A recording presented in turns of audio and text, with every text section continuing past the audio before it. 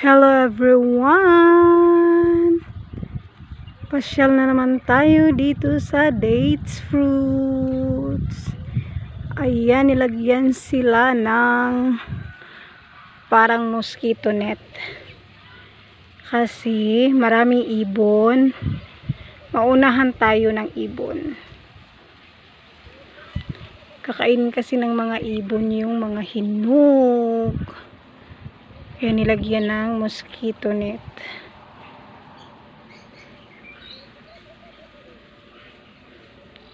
May mga hinog na, pero dito wala pa pala.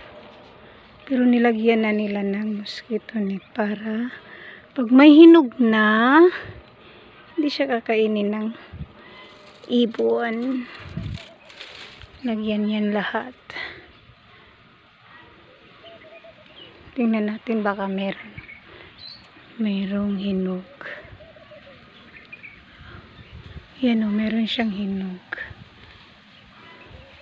Pagkuha niyan, open lang dito yung sa baba. Tulad nito o. Ganyan lang. Yan o.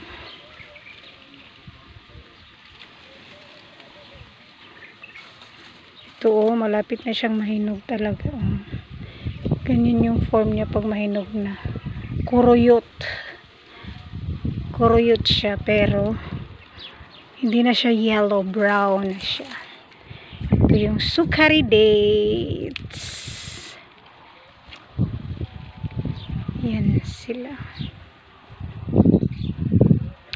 Nilagyan na nila ng net kasi yung mga ibon, maraming ibon, kaya ganyan. Yan yung puno niya. Yun o, may mga ibon dun sa mataas na dates. Kumakain yan sila ng dates. Yan. Hindi pa sila tapos naglagay ng mosquito o ng net kasi dun sa taas hindi pa. Yan, mataas yan. Dami niyang bunga.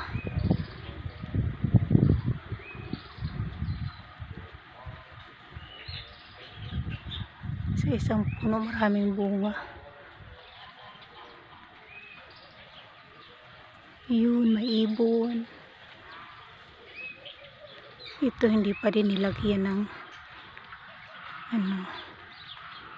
net.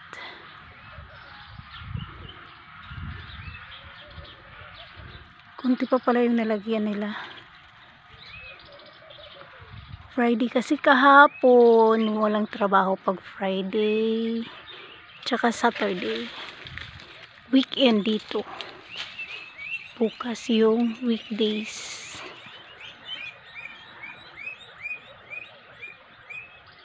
Thank you for watching.